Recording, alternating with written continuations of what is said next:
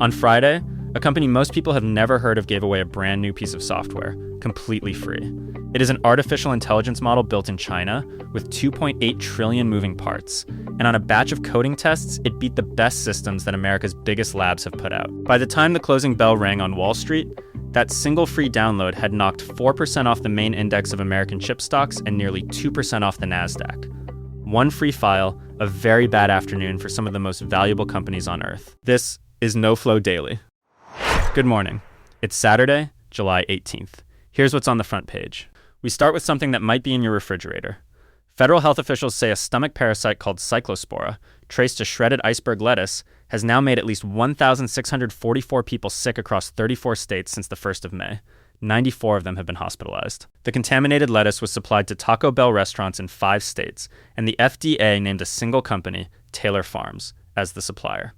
Taylor Farms is now pulling every head of iceberg lettuce it sources from central Mexico out of the American market indefinitely. The company says the FDA's trace back points to one independent farm that grows less than 1% of the country's iceberg supply, and that none of its own branded salads or kits are involved. But here is the detail that stands out. According to an administration official, on Thursday night, company executives pressed the White House to keep the government from naming them at all, and tried to distance themselves from the outbreak. The parasite can cause severe illness that drags on for weeks. This is one of the largest outbreaks of its kind in years, and FDA investigators were planning to fly to Mexico to inspect the farm and the facility themselves. In Washington, President Trump gave a 25-minute primetime address on Thursday about election integrity, then released more than 270 pages of documents to back it up. His central claim that China quietly acquired around 220 million American voter files between 2020 and 2023, and that the intelligence agencies hid it from him and from Congress. He called it the largest compromise of election data in history. Here's the wrinkle. A White House official acknowledged, before he even spoke, that none of the newly declassified documents alleged that a single vote was switched or a single voting machine was hacked. And in many states, that voter registration data is public to begin with. An examination of the papers largely supports what the agencies concluded back in 2020 and 21, that China downloaded publicly available voter rolls and weighed modest efforts to sway opinion, but never manipulated a ballot. The speech even drew pushback from some Republicans. A former party election lawyer said flatly there is still no evidence of any election being wrong. Notably, the top Senate and House Republicans stayed silent. The address is tied to a stalled bill that would require proof of citizenship to register to vote. Now, some better news, at least on prices. Consumer prices actually fell 0.4% in June, and the core measure the Federal Reserve watches most closely was basically flat, the tamest core number since the spring of 2020. That cooled talk of another interest rate hike in a hurry. The odds the market put on a July increase dropped to 12%, down from 42% just a day earlier. But nobody at the Fed is celebrating yet. Officials warn that renewed fighting between the United States and Iran has snarled tanker traffic through the Strait of Hormuz and pushed oil back up to around $87 a barrel. One governor pointed to tariffs, the conflict, and the boom in AI data center construction as reasons prices could climb again. And the stock market did not like the mix. The Dow fell 491 points, the S&P 500 lost 118, and the NASDAQ gave back 761. So, cheaper groceries this month, pricier gas, and a very nervous market. And the big one for the weekend. Tomorrow afternoon at MetLife Stadium in New Jersey, Argentina meets Spain in the World Cup final. Argentina, the defending champions, are chasing back-to-back titles, carried by a 39-year-old Lionel Messi, who is trying to win a 4th straight major trophy with his country. Spain come in on an extraordinary run, unbeaten in 37 straight matches. Somewhere around 1.5 billion people are expected to watch. President Trump will be in the stands, and he plans to hand over the trophy alongside the FIFA president, the way the two did at last year's Club World Cup at the same stadium. And there is a lovely piece of history buried in this one. Back in 2007, a 20-year-old Messi was photographed cradling a 6-month-old baby at a charity shoot in Barcelona. That baby was Lamine Yamal, now 19 years old, and Spain's brightest young star. Tomorrow, they line up on opposite sides. One more first. For the first time in the tournament's 96-year history, the winning players will each get a championship ring, an unmistakably American touch for a final on American soil. But we begin where the markets began this morning, with that piece of free software from a Chinese startup, and why it managed to rattle the entire chip industry. The startup is called Moonshot AI, and on Friday it unveiled a model named Kimi K3, 2.8 trillion parameters, and, crucially, open source, which means anyone in the world can download it and run it themselves.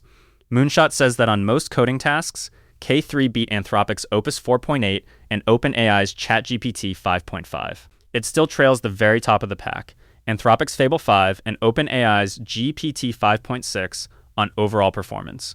But on one closely watched ranking of front-end coding, run by a group called Arena, the Chinese model came in first.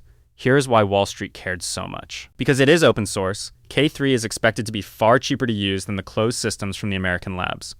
Moonshot's previous model already cost only about a third of what Opus 4.8 costs to run, so if a Chinese model is nearly as good and a fraction of the price, it threatens the pricing power of the entire American AI business, and so the chip stocks sold off hard. The main semiconductor index fell 4%.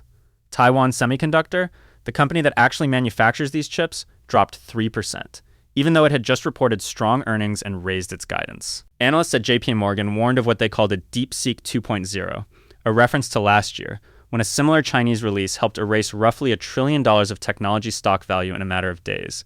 And the takeaway from Bank of America was almost more unsettling for investors than the sell-off itself. Its analysts said the release shows China can keep delivering gains on its flagship models even while it is boxed out of the most advanced American chips. In other words, the export controls meant to slow China down may not be slowing the software down at all. The timing was not exactly subtle. The model landed just hours before China's president opened a giant artificial intelligence conference in Shanghai, where he talked up open source AI and global cooperation. And there is one more thread worth naming, honestly. Earlier this year, Anthropic publicly accused Moonshot, along with 2 other Chinese labs, of using a technique called distillation to, in effect, copy American models. Moonshot did not address that accusation with this release. What is clear this morning is that the comfortable gap the American companies believed they had, at least on their best coding models, just got a good deal narrower. Now, the main stories. The people who regulate the airwaves are about to reshape who owns your local television station.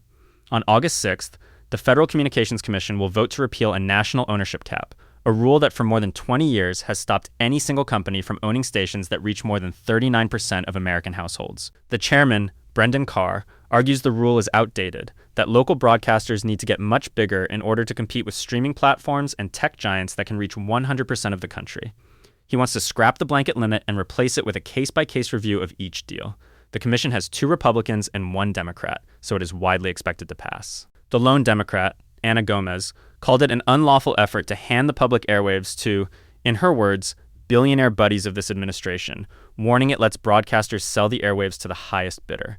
And there is a very concrete deal waiting in the wings. The commission already granted a company called Nexstar a waiver to buy a rival, Tegna, for $6.2 billion, a deal that would push Nexstar's reach to at least 60% of American households and give it control of 265 television stations, up from 164. A federal judge has put that deal on hold while a group of state attorneys general challenge it on antitrust grounds.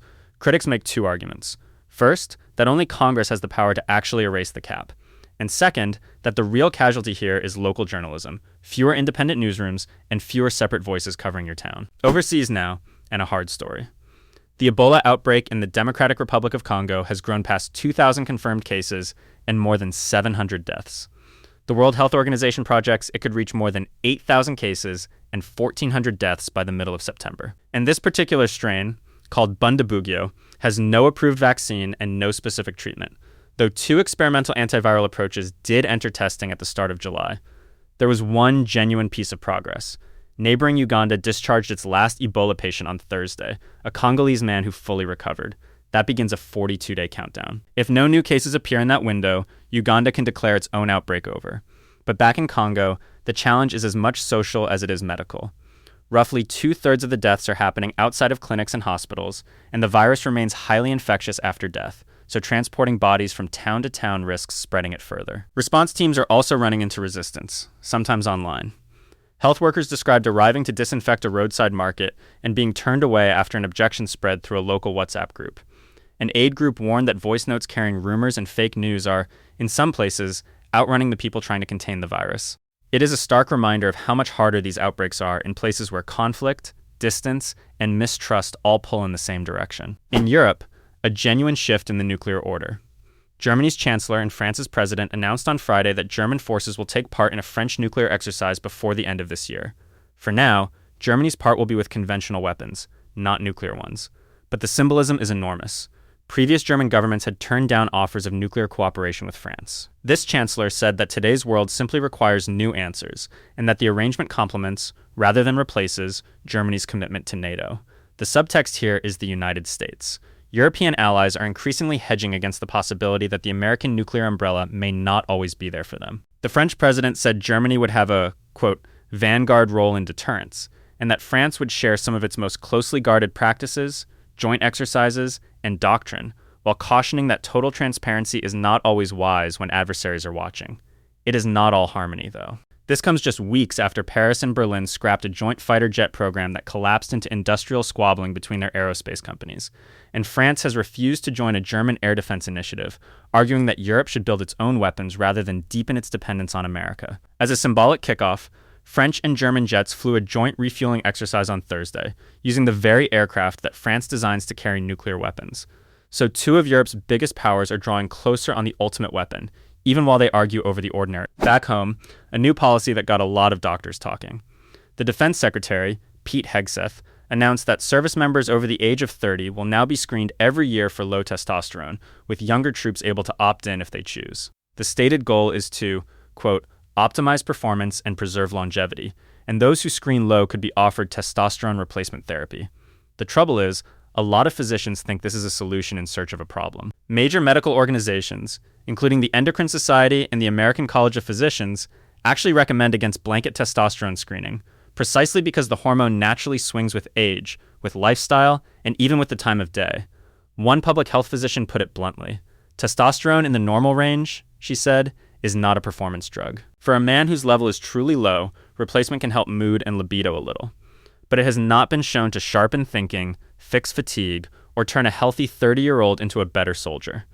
Another specialist noted that the normal range is enormous, from around 270 to over 900, and where a person falls on it says nothing about how capable they are. Critics also warn the program will be costly, and that it feeds a broader online craze that treats testosterone as a performance booster rather than a medical treatment. And notably, the Pentagon has not yet said what any of this will mean for its female service members. And quickly, before we go, staying with that AI conference in Shanghai for a moment, China's president used his opening speech to pitch the country as an artificial intelligence partner to the developing world. He promised 5,000 training slots for poorer nations and cooperation with blocs across Southeast Asia, the Arab world, and Africa, while warning against, in his words, overstretching national security to box other countries out. A day earlier, 29 countries had signed on to a brand new, China-based organization meant to coordinate global AI cooperation, headquartered in Shanghai. SpaceX had a rough Thursday night. Its giant Starship rocket was set to fly for the first time since the company went public, but some engines failed to ignite, and the launch was automatically scrubbed.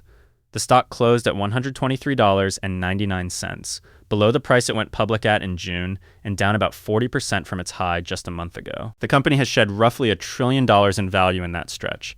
Elon Musk says 2 engines will be swapped out, and they will try again early next week. India is reaching for a milestone of its own. A Hyderabad startup called Skyroot was set to launch a rocket named Vikram 1 in the early hours of Saturday, aiming to become the first private Indian company ever to reach orbit. If it succeeds, India would join only the United States and China as places where a private company can put payloads into space. The company recently became India's first space unicorn, and the founder's pitch is simple, that one day booking a satellite launch should be about as easy as booking a cab. 2 family notes to close on. Mary Jo Shannon, the mother of Kris Jenner and grandmother to the Kardashian and Jenner children, has died at 91. Known to fans of the family's reality shows simply as MJ, she was, in her daughter's words, the heart of the family. And the actress Brenda Fricker has died at 81. She was the first Irish woman to win an Oscar for her role opposite Daniel Day-Lewis in My Left Foot. But an entire generation knows her from somewhere else entirely, as the kindly pigeon lady who befriends a lost boy in Central Park in Home Alone 2. Ireland's Deputy Prime Minister called her one of the greatest exports the country has ever produced, and an ambassador for Irish talent on the world stage. And that's the news for Saturday, July 18th. The story of the day started on a trading floor when a free AI model out of China beat America's best coding systems and sent chip stocks tumbling, a reminder that the gap in this technology is a lot narrower than many people assumed. Closer to home, a stomach parasite in shredded lettuce has now sickened more than 1,600 people across 34 states.